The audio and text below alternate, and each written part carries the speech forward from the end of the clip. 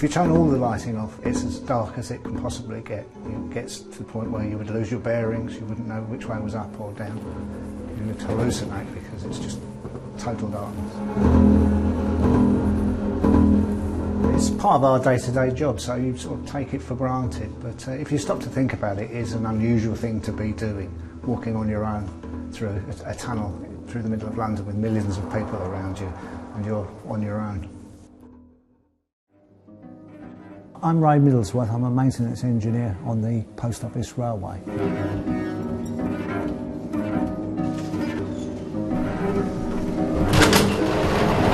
If you'd like to follow me.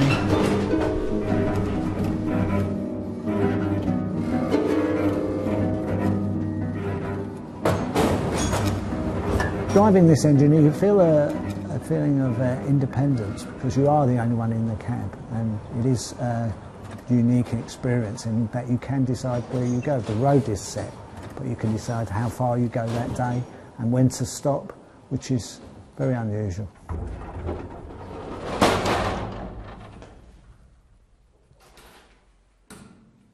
I'm Chris Taft, I'm Head of Collections at the British Postal Museum and Archive, and we're currently within the mail rail, part of the mail rail network underneath Mount Pleasant, one of London's major sorting offices. The Underground Railway that was built here opened in 1927, purposely to move mail across London. Once the service stopped in 2003, it was decided that the network would be mothballed. So to this day, it continues to be maintained and looked after and kept safe and secure.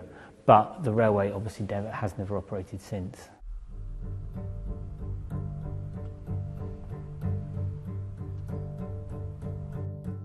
We closed on a Saturday morning, and that was it. It was the end of service in May 2003.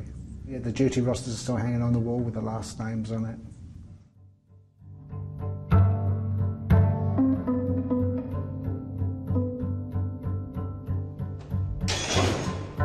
This one's nicknamed the Banana. It's for the yellow colour in it. We do tend to take ownership of the locos. They become your own personal vehicle, and they have personalities of their own. The trains were all automatic. There was no drivers except for these battery locos. It ran 22 hours a day. The network's it's 6.5 miles long. The actual tunnels. All the people down here, you knew them, you became colleagues and friends, you would go for drinks afterwards. It was interesting to work on something that was unique. So 3 miles down that way to Whitechapel, 3 miles this way to Paddington. It's fairly cramped, so I'm not sure I'm going to go too much further.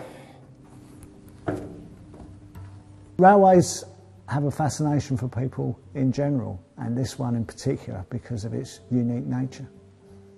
Next for this railway is to make a part of it part of the British Postal Museum and Archives, and by opening up a part of the railway at Mail Rail, we will allow visitors to explore that space and to find out a bit more about the fascinating and rich heritage and history that the railway tells. So this is a schematic diagram, like a tube map of the entire network, with Paddington at one end, the Eastern District Office at Whitechapel at the other, and in the centre, Mount Pleasant, where we are.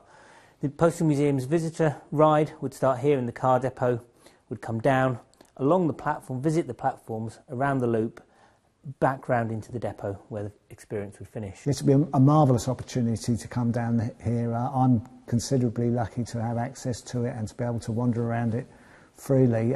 It'd be nice to share that with other people. You're off.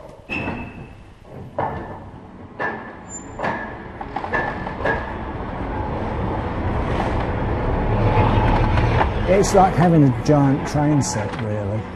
I used to have a train set while I was a boy, so I've upgraded a little bit.